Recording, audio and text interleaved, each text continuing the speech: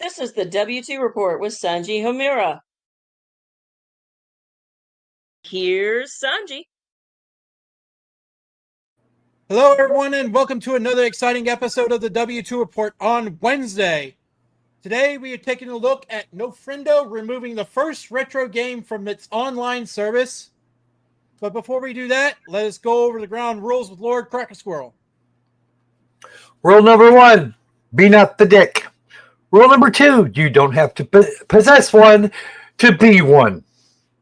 Rule number 3, if you have any questions whatsoever, please refer to rules 1 and 2. All right, bringing up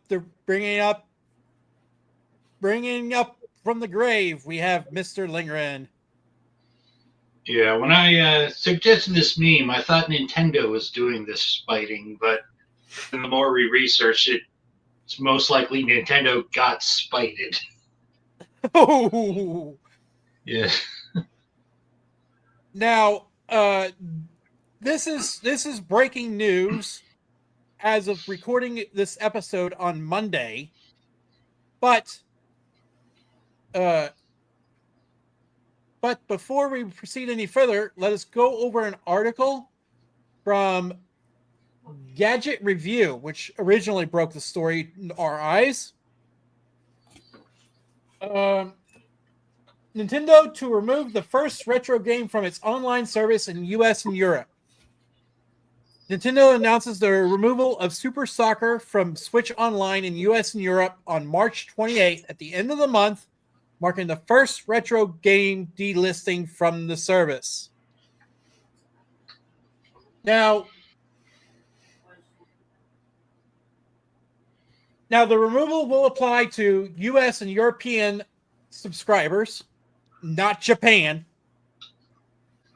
The game will no longer be playable after March 28th, even if you previously downloaded the game. I would like to break out this meme. Hello, and welcome to another episode of How You're Getting Effed. I'm your host, Sanji Homura.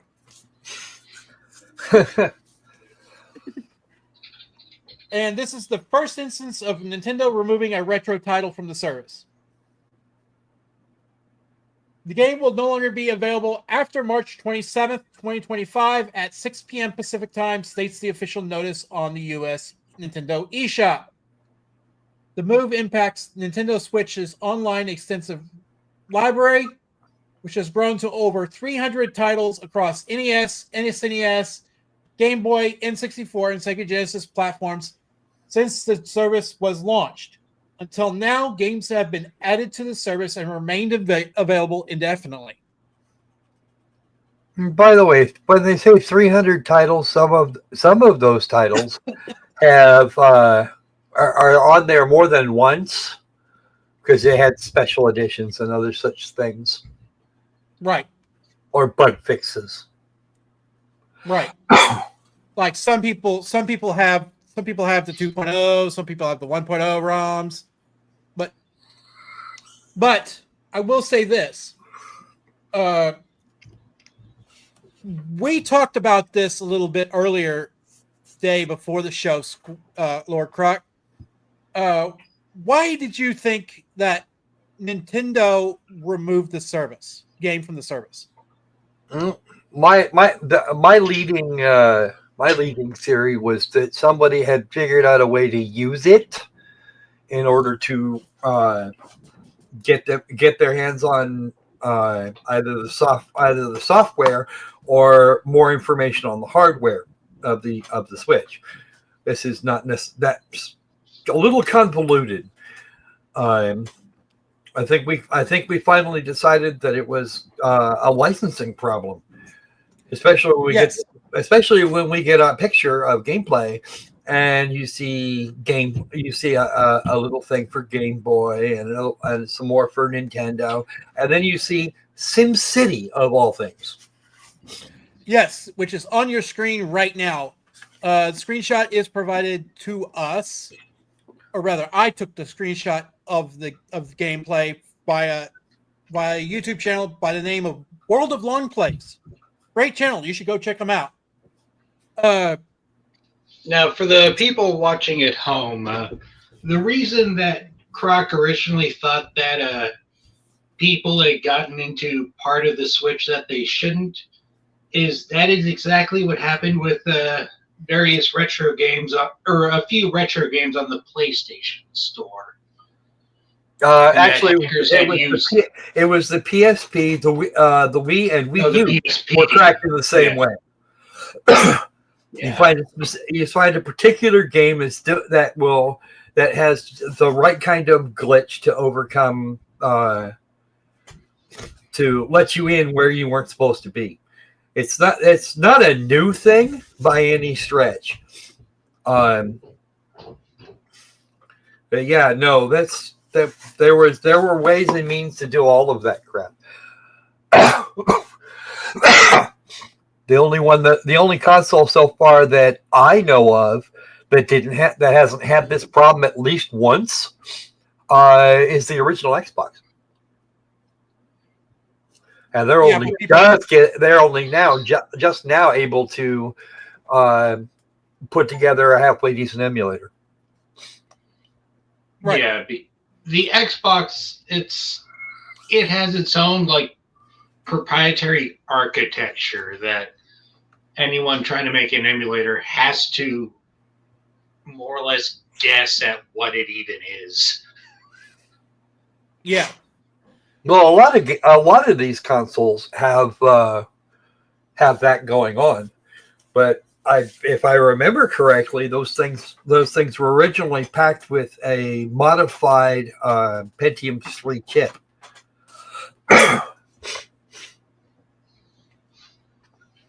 All right, let's continue the article.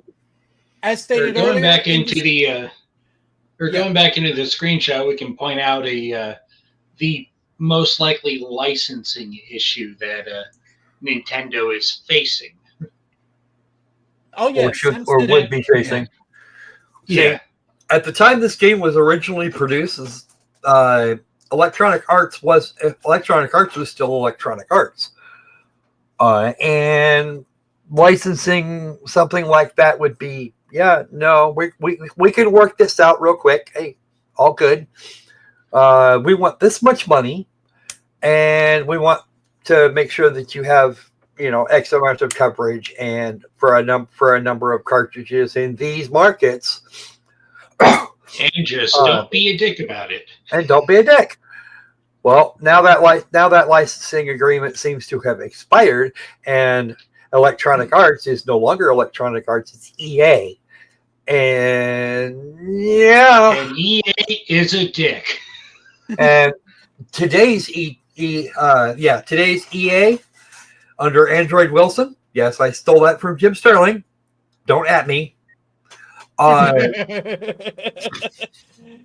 They're impossible to work with now. But yeah, SimCity was a Maxis product. Was a Maxis product that, and then the licensing for this game had to have happened sometime shortly after EA bought Maxis. Mm-hmm. Okay, now we can go back to the article. Yes.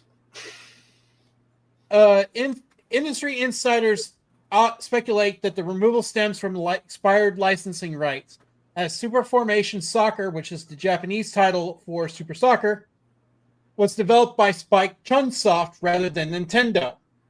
This suggests third-party titles on the service may be more vulnerable to removal than Nintendo's first-party classics. The announcement has reignited debate over video game preservation and ownership in the digital era. Hideki Kayama, a renowned game designer and Platinum Games co-founder, criticizes the decision on social media, saying, quote, hey, I guess subscriptions are no good after all. Seriously, bring back the Virtual Console and don't be mean. What did we say? The rules here? Don't be a dick.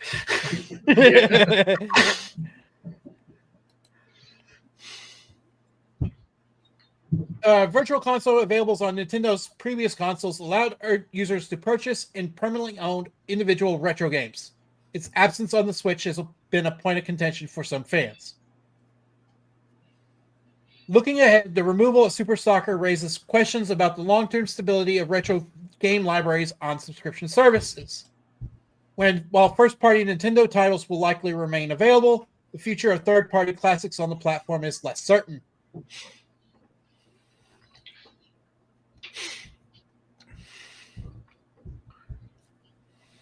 And if we go to EGW news, and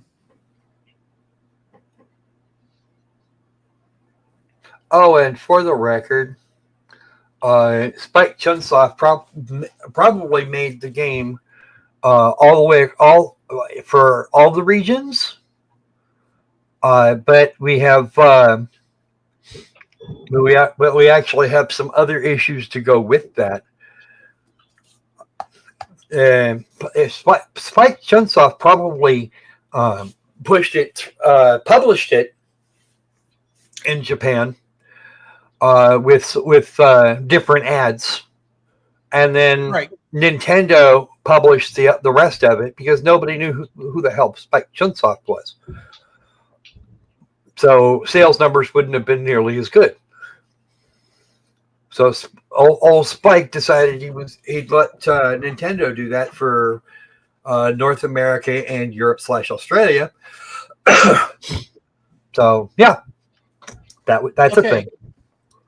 EGW News is suggesting that Super Formation Soccer will also be removed from Japan's stores, saying, quote, "But now for the first time, a game will be removed from the catalog. Super Formation Soccer will be delisted from the Super Famicom library on March 28th.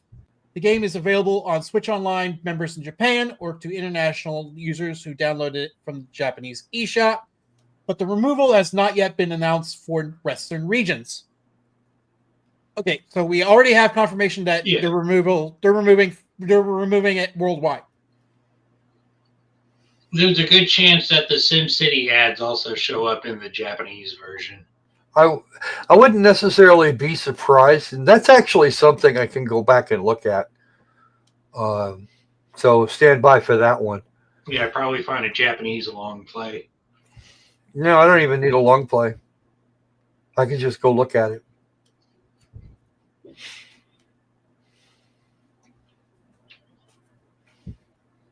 Let me read. As in eyeballs right there on the game. Yep. While the Western version of the game Super Soccer is going to be removed at the same time, there's been no official confirmation that it'll also. There's been official confirmation that it has been that will be removed. Fans are left wondering whether the delisting of the Japanese version is tied to the publisher's history.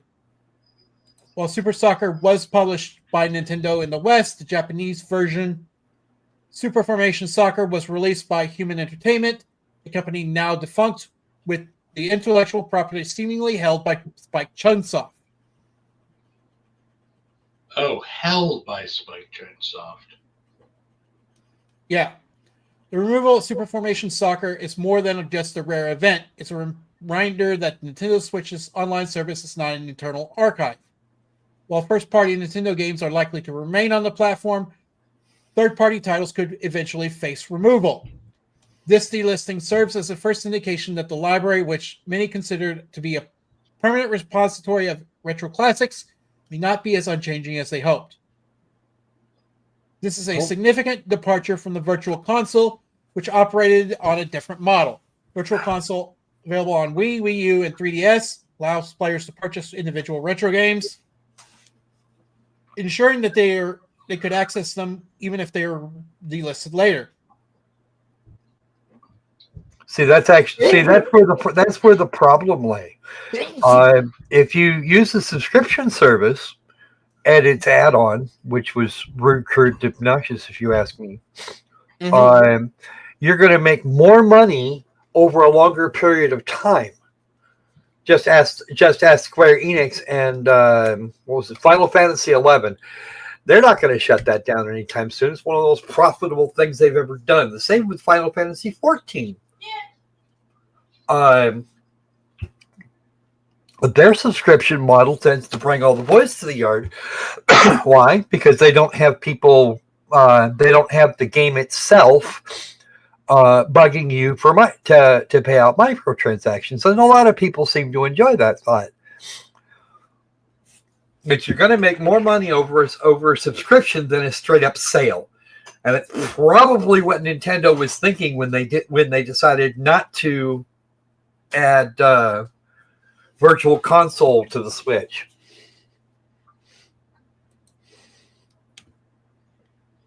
Granted, it's also there's a right and wrong way to go about it. Because when NCSoft introduced microtransactions in Maple's story, it was just sort of a 99 cents for a spin at the slots, and that initial thing made them a lot of money. It did. That's because people look at it as, it's just a buck, fuck it. But when microtransactions are in some places north of $8 to $10, they stop being micro. That's the problem. See, I can see for the price of some of those microtransactions these days, for I don't know, a skin. And and depending on who we're talking about, you might not even really find out what the skin is until after you bought it. Yes, that's right. EA and their surprise mechanics. Oh yeah. When I can buy an indie game or two, for the kind of money it would take for a skin, then. What's the point? That's become a problem. That's becoming a problem. I could buy a game from a small indie at somewhere between $5 and $15 average. $20 if they've got something really big or a game a game or two under their belt. That's actually sold well. So, yeah.